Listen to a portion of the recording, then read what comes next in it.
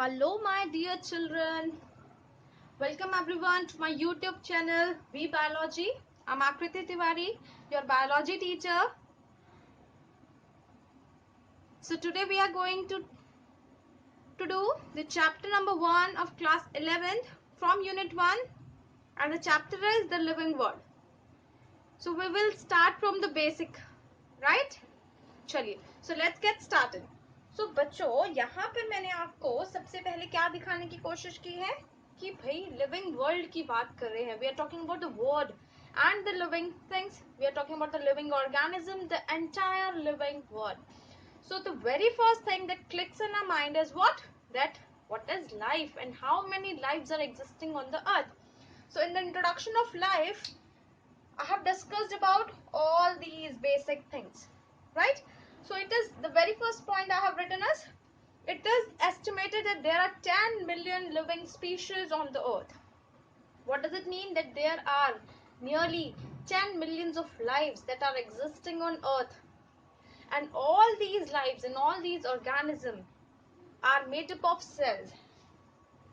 So the next question is कि भाई cell होती क्या है. तो dear children, you have started in the previous classes. आपने छोटी क्लासेस में पढ़ा होगा that what is cell. The cell is the basic fundamental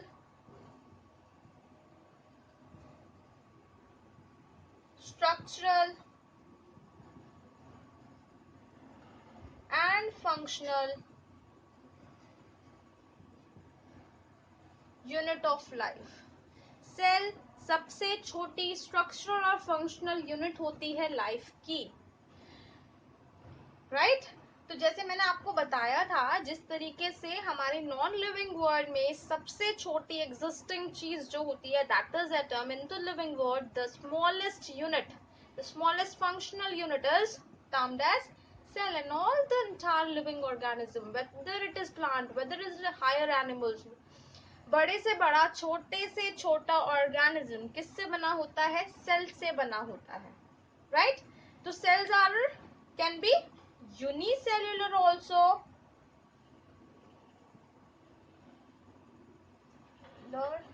and it can be multicellular also. So we will discuss it later on in the further chapter. Multicellular.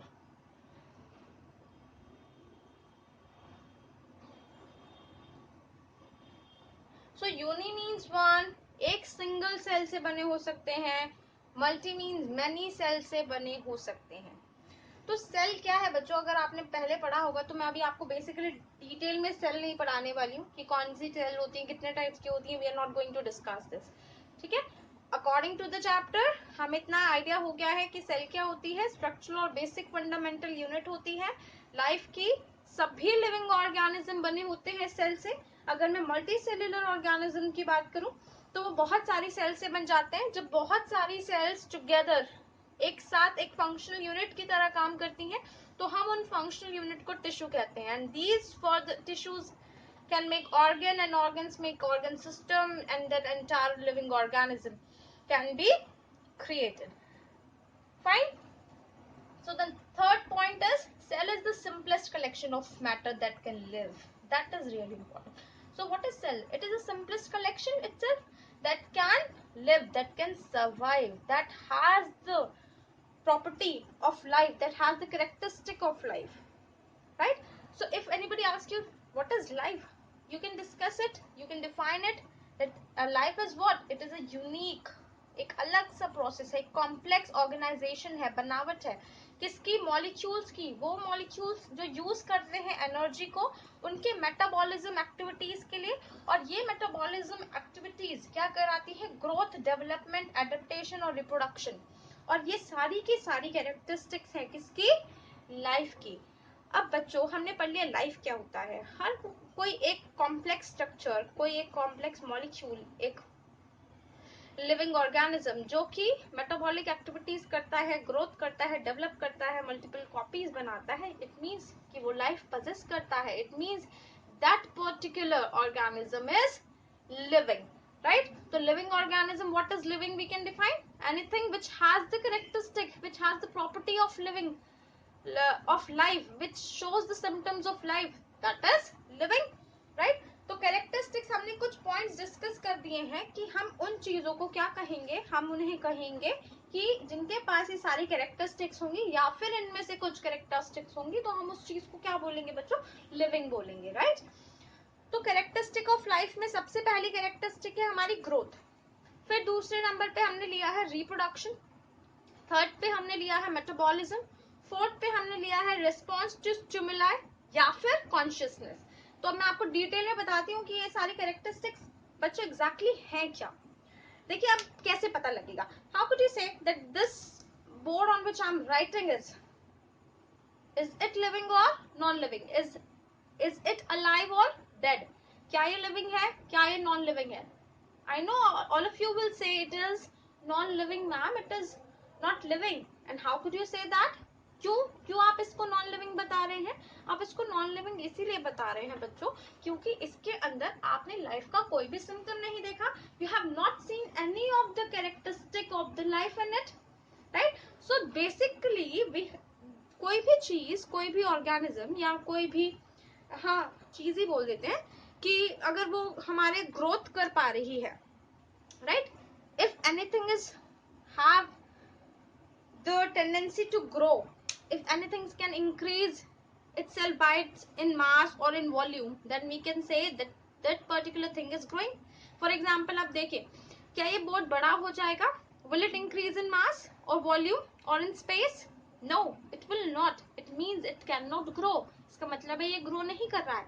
And if it is not growing, it does not have life. इसका मतलब इसके पास life नहीं है.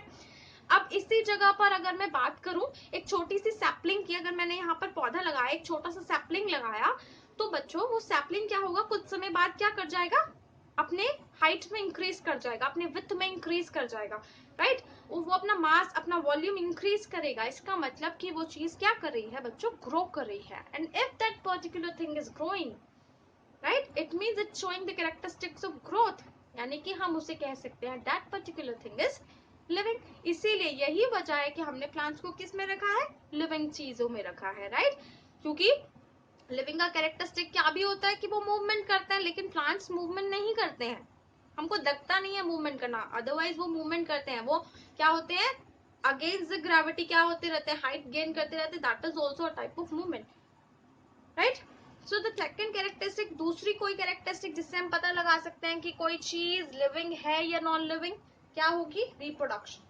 अगर कोई चीज, अगर किसी चीज में एबिलिटी है अपने यंग वंस को प्रोड्यूस करने की, अपनी मल्टीपल कॉपीज बनाने की, तो हम कह सकते हैं that particular thing is living, यानी कि it has life, it possesses the characteristics of life. यानी कि अब फिर से हम सेम एग्जांपल से बात करते हैं. क्या होता है कि क्या ये बोर्ड को अगर मैं टुकड़ों में बांट दूं, इस I cut this board into the pieces, क्या ये पीस अलग अलग ग्रो कर जाएंगे? नहीं. क्या ये बोर्ड कुछ समय बाद डबल हो जाएगा? नहीं. यानी कि ये अपनी कॉपीज नहीं बढ़ा पा रहा, यानी कि अपने यंग वंस प्रोड्यूस नहीं कर पा रहा. इट मीन्स कि इसके अंदर रिप्रोडक्शन कैरेक्टरिस्टिक जो है लाइफ का वो नहीं है. अब मैं फिर से उस सैपलिंग की बात करती हूँ. वो सैपलिंग जब ग्रो कर गया, राइट, वो सैपलिंग जो हमने ग्रो कराया था, जब वो ग्रो कर गया, उस ग्रो करने के बाद उसने क्या किया, सीड्स प्रोड्यूस करे, ठीक है. फिर उन सीड्स को अगर मैंने दोबारा से सो कर दिया तो उससे एक नया प्लांट ग्रो कर गया. या फिर मैंने क्या किया, तो ग्राफ्टिंग करी, कटिंग करके उसको ग्राफ्टिंग करा, वेजिटेटिव प्रोपगेशन आप सबने पढ़ा होगा. उस मेथड से मैंने अगर उसे ग्रो किया तो वो क्या हो गया, उसने अपनी कॉपीज प्रोड्यूस कर ली. ये मैंने आपको प्लांट की एग्जांपल दी है, इसकी जगह हम किसी लिविंग ऑर्गेनिज्म का भी एग्जांपल ले सकते हैं. जैसे कि अमीबा का एग्जांपल हम ले लेते हैं. अमीबा क्या करता है, अपनी एक कॉपी से बहुत सारे ऑर्गेनिजम्स को प्रोड्यूस कर देता है. सिमिलरली अगर मैं ह्यूमंस की बात करूं तो ह्यूमंस भी क्या करते हैं, अपने यंग वंस प्रोड्यूस करते हैं. हम अपनी मल्टीपल कॉपीज बनाते हैं, यानी कि वी रिप्रोड्यूस. इसका मतलब ये हुआ कि हमारे अंदर लाइफ की कैरेक्टरिस्टिक्स हैं, राइट?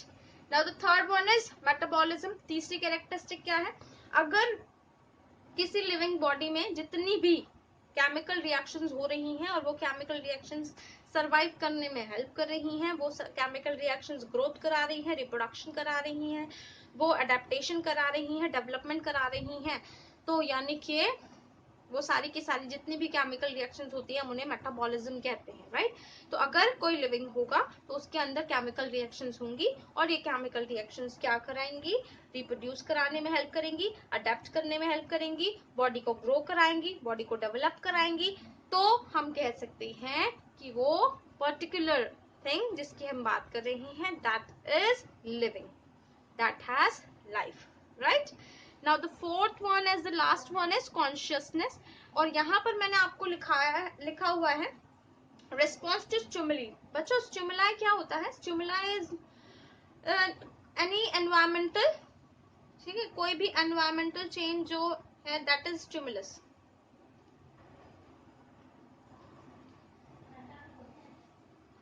एनवायरमेंटल चेंज, अभी एनवायरमेंटल चेंज टच भी हो सकता है, ये एनवायरमेंटल चेंज हीट भी हो सकती है, ये एनवायरमेंटल चेंज कोई भी हो सकता है, ठीक है, कॉमन मैं आपको बताती हूँ।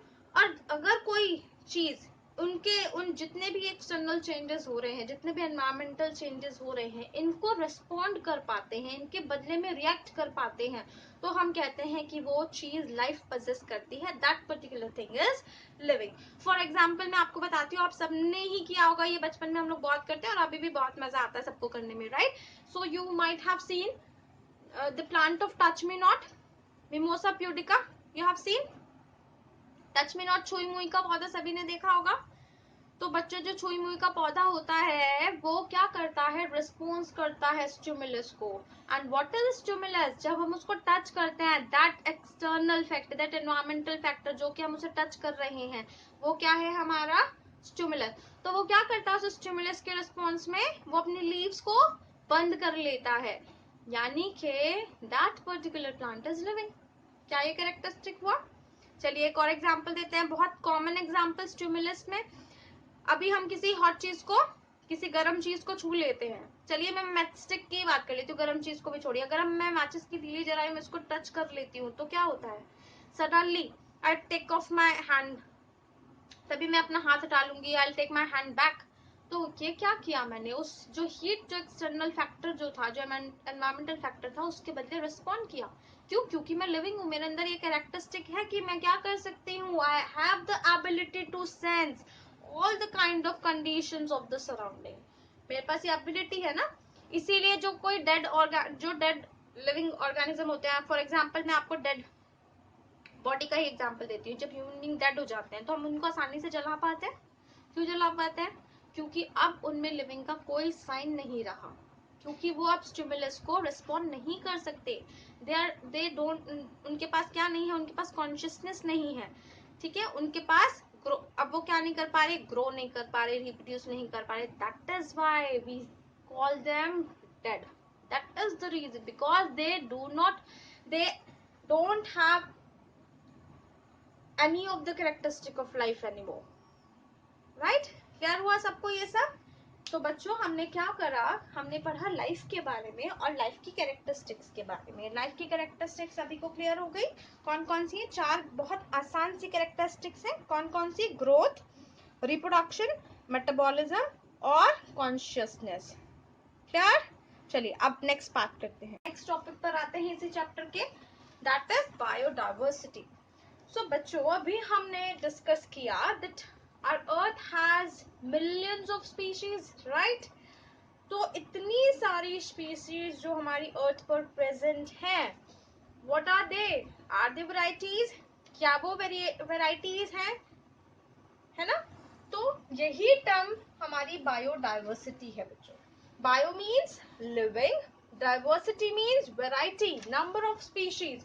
तो all the variety of living organisms जो कि अर्थ पर प्रेजेंट है, उसी को हम बायोडाइवर्सिटी कहते हैं। क्लियर हुआ। वैसे तो बायोडाइवर्सिटी को क्लासिफाई किया गया है बहुत सारे पार्ट्स में, बट अगर हम मेनली और simplest classification, basically it's not classification, हमने जो कैटेगरीज में डिवाइड किया है बायोडाइवर्सिटी को, what are they are unicellular and multicellular, right. So uni means one, I have discussed earlier also, single, ठीक, सिंगल सेल से बनी ऑर्गेनिजम्स, मल्टी मीन्स मैनी, बहुत सारी सेल से बने ऑर्गेनिजम्स। सिंगल सेल ऑर्गेनिजम्स की खास बात ये होती है कि एक ही cell, one cell is capable of doing, of performing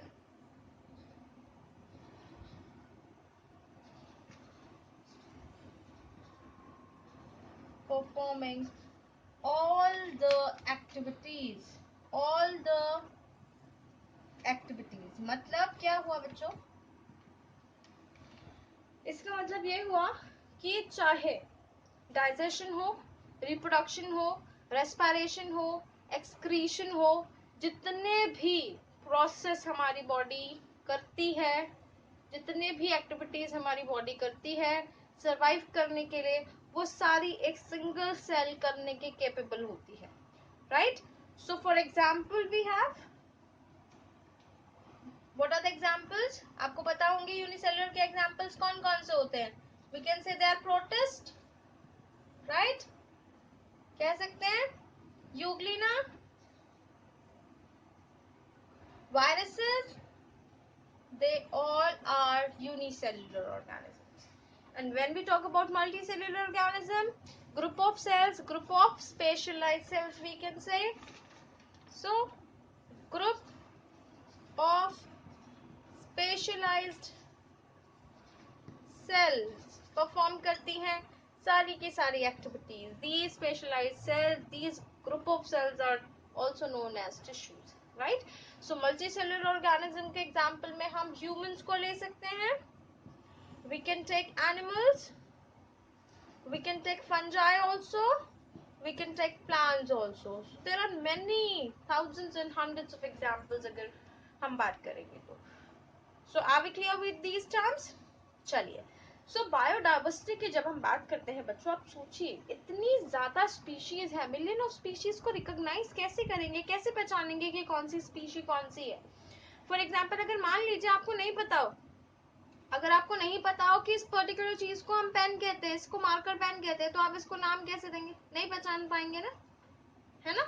तो ऐसी ही डिफिकल्टी हमारे सामने भी थी, इतनी सारी स्पीशीज को क्या नाम दे, कैसे पहचाने। तो बच्चों बहुत जरूरी था कि सारी स्पीशी के पास कोई ना कोई नाम होना चाहिए जिससे कि हम उन्हें पहचान पाए, right. So naming is very important, है ना।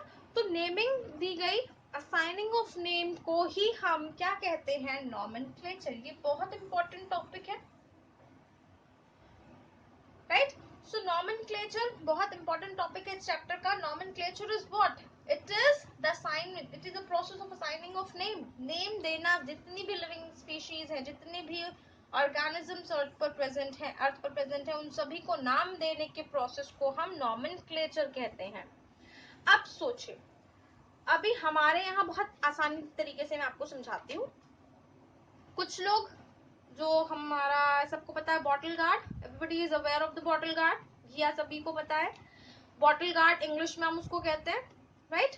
अगर हम किसी अच्छी हाईटेक सिटीज में जाएंगे तो हम वहाँ पर क्या सुनेंगे, है ना। बहुत सारे लोगों को ये टर्म नहीं पता होगी, अगर मैं वहाँ पर घिया बोलूँ तो they will not get it कि what I am talking about.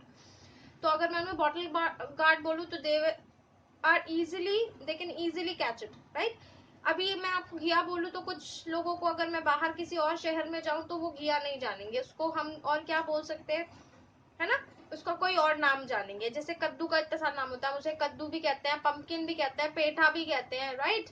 तो there are many of the common names. तो इन कॉमन नेम्स से बच्चों क्या हो जाती है, बहुत ज्यादा परेशानी हो जाती है। Although it's good, it's better to recognise them in common name, लेकिन अगर हम various part of the world में जाएंगे तो जरूरी नहीं है कि वो हमारे मैंगो को मैंगो ही कहे, राइट। अगर मैं बाहर किसी कंट्री में जाऊं तो वहां पर हम चीजों को जानना बहुत मुश्किल हो जाएगा, बहुत मुश्किल हो जाएगा। इसीलिए हमने क्या किया, scientist have discovered two types of name. Scientist ने ट्राई किया, उन्होंने क्या सोचा कि अब हम हर स्पीशी को दो तरीके के नाम से जानेंगे। One is scientific name and the other one is common name, right. So assigning of name two parts में किया गया, हर स्पीशी को दो नाम दिए गए। वन इज साइंटिफिक नेम, है ना, और दूसरा कहा गया वर्नाक्युलर नेम। वर्नाक्युलर मतलब कॉमन नेम दिया गया, राइट। अब ये जो नाम दिए गए, इससे आसानी हो गई सभी लिविंग ऑर्गेनिज्म को पहचानने में। यहाँ तक की बात समझ आए। ये जो नॉमेनक्लेचर का आइडिया था ये बहुत सारे साइंटिस्ट ने दिया, लेकिन ये जो दो नामों वाला आइडिया था ये किसने दिया? कार्लस लिनिस ने दिया। ठीक है, so the binomial, bi means to,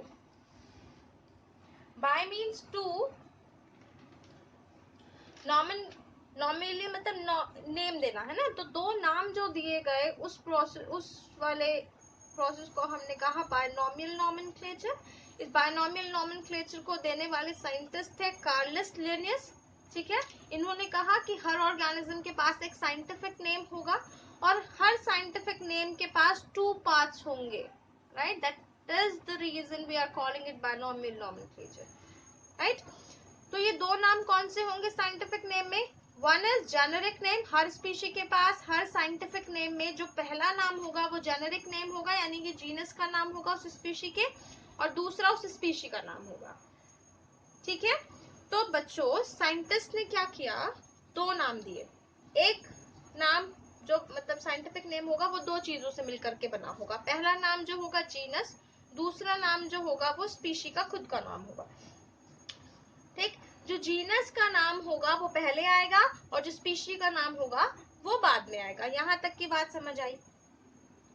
ठीक है, तो अब हम कॉमन साइंटिफिक नेम की अगर हम बात करें, एग्जांपल लिख लेते हैं यहाँ पर, तो हम लिख सकते हैं Mangifera indica, Mangifera indica. So Mangifera is for mango, right? Indica इसकी स्पीशी है, तो ये मैंगीफेरा जीनस का नाम है और इंडिका जो है हमारी स्पीशी का नाम है। मैंगीफेरा इंडिका कॉमन नेम इसका हो गया हमारा मैंगो। एक और एग्जांपल अगर हम लें तो हम क्या ले सकते हैं बच्चों? कैन होमोसेपियन,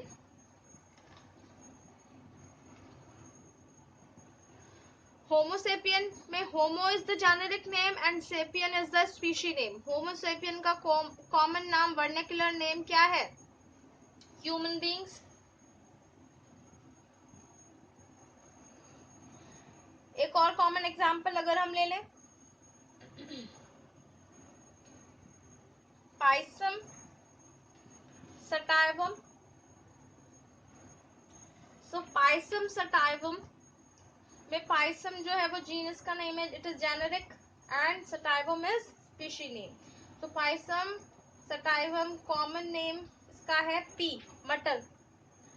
तो इतने सारे एग्जांपल्स हमने यहाँ पर आपको बताए। अब बच्चों ये जो नेम्स थे, these scientific names are accepted all over the world। अब कहीं भी हम चले जाएं, अगर हमें कॉमन नेम से नहीं पहचान पा रहे, इन साइंटिफिक नेम को यूज करेंगे तो पूरा का पूरा एंटायर वर्ल्ड हर स्पीशी को इन्हीं पर्टिकुलर गिवन साइंटिफिक नेम से पहचानता है। अब बहुत जरूरी था कि इन सब के लिए कुछ रूल्स बना दिए जाए, right? So certain rules were established, certain codes were established for the naming, for the nomenclature of the all the entire living world। तो अगर हम बॉटनी के नाम बात करें, अगर हम प्लांट्स की बात करें, तो प्लांट्स के लिए जो रूल्स बनाए गए उन्हें हमने कहा international code for botanical nomenclature. I is for international, C is for code in each and every name, in each and every term, right? B is for botanical,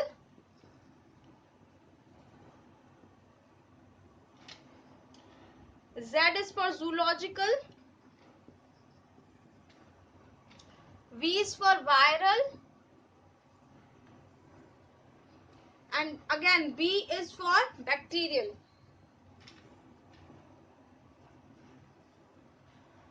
तो बच्चों botanical name या botany is related with plants, zoology is related with animals, viral is related with viruses, and bacterial is related with all the bacterial species, all the types of bacteria, right? So certain rules and certain codes were established to name the entire living organism present on the earth, and certain codes were established. These codes were categorized in the different types. ठीक है, botany के plants के लिए हमने botanical nomenclature किया, animals के लिए हमने जूलॉजिकल नॉमेनक्लेचर किया, वायरसेस के लिए हमने वायरल नॉमेनक्लेचर किया, और बैक्टीरिया के लिए हमने बैक्टीरियल नॉमेनक्लेचर किया, राइट? अब बच्चों कुछ कुछ रूल्स थे बायनॉमियल नॉमेनक्लेचर के, राइट। ये रूल्स क्या थे? मैंने आपको बताया कि हर साइंटिफिक नेम के पास दो नाम होंगे, है ना। हर साइंटिफिक नेम जो होगा वो टू स्पीशीज से दो नामों से मिलकर के बना होगा, एक जीनस का नाम, एक स्पीशी का नाम। इसमें रूल क्या था बच्चों? देखिए ध्यान से देखिए, जितने भी एग्जांपल्स मैंने यहाँ पर लिखे हैं, चाहे वो मैंगीफेरा इंडिका हो, चाहे होमो सैपियन हो, चाहे पाइसन सटाइवम हो, ठीक है, तो सब में मैंने जो जीनस का नाम लिखा है वो उसका इनिशियल लेटर कैपिटल है, राइट। और जो स्पीशी का नाम लिखा है उसका इनिशियल लेटर छोटा है, उसका इनिशियल लेटर स्मॉल है। तो ये रूल था कि जीनस का नाम कैपिटल से स्टार्ट होगा और स्पीशी का नाम स्मॉल से स्टार्ट होगा। यहां तक की बात समझ में आई? एक रूल ये था। दूसरा रूल ये था कि जिस भी ऑथर ने इन नेम को दिया होगा, जिस भी साइंटिस्ट ने नेम्स को डिस्क्राइब किया होगा या फर्स्ट टाइम दिया होगा, उनके नाम जो है वो एब्रिविएशन में लिखे जाएंगे। सपोज कोई स्पीशी लिनियस ने दी तो उसके नाम के आगे लिन क्या किया जाएगा? एब्रिविएटेड फॉर्म में लिखा जाएगा। तो जो भी ऑथर होगा, जो भी साइंटिस्ट होगा, जिसने भी इन नेम्स को दिया है, प्रपोज किया है, उन साइंटिस्ट के नेम को हम एब्रिविएटेड फॉर्म में लिखेंगे। किसके बाद? हमारे साइंटिफिक नेम के बाद। यहां तक की बात समझ आई? तीसरा रूल क्या था? तीसरा रूल ये था बच्चों कि जब कभी भी हम इन नेम को प्रिंट कराएंगे, फॉर एग्जाम्पल अगर हम बुक्स में देखें, है ना, अगर आप इन एग्जाम्पल्स को बुक्स में देखेंगे बच्चों, प्रिंटेड फॉर्म में देखेंगे कभी भी इन एग्जाम्पल्स को, तो ये इटैलिक में लिखे होंगे, ठीक है। और अगर हम इनको हैंड रिटन करेंगे, अगर हम इनको हाथ से लिखेंगे, सपोज अब जैसे कि मैंने अभी बोर्ड पे लिखा, तो मैंने सभी नेम्स को क्या किया है? अंडरलाइन किया है सेपरेटली। सभी नेम्स को सेपरेटली क्या करना है? दोनों नेम्स को अंडरलाइन करना है। मैंगीफेरा इंडिका हो, चाहे पाइसन सटाइवम हो, चाहे मैं यहाँ पर राना टिगरिस फ्रॉग की स्पीशी का नाम लिख लेती हूँ, तो राना को मैं अलग अंडरलाइन करूंगी, टिगरिस को अलग अंडरलाइन करूंगी। ये बात समझ में आई? So there are 4 basic rules for binomial nomenclature. The first one is कि a scientific name generally have what? A genus name and a species name, right? The genus would be written first and species would be later on the second. And always when we see these names in printed form, we will find it in italics, we will see in it italics. And when we write it, है ना, when we find it handwritten, they are always separately underlined. The third rule is these names, the author which have given the name of the species, the author name will be always written in abbreviated form after the general, after the scientific name. Clear हुआ यहाँ तक सभी को? Biodiversity क्या है? Clear हो गया? Nomenclature क्या है? क्या क्लियर हो गया? बायनॉमियल नॉमेनक्लेचर क्या है और बायनॉमियल नॉमेनक्लेचर के रूल्स क्या है? बच्चों अब हम नेक्स्ट क्लास में करेंगे टेक्सोनॉमी। बहुत इंपॉर्टेंट टॉपिक है। टेक्सोनॉमी में से 1 मार्क, 2 मार्क और कभी कभी 3 मार्क क्वेश्चन भी आ जाता है, तो टेक्सोनॉमी को बिल्कुल मिस नहीं करना है, डिटेल में हमने उसे पढ़ना है। क्लियर? चलिए, meanwhile if you like the channel please subscribe, share and like it. Thank you.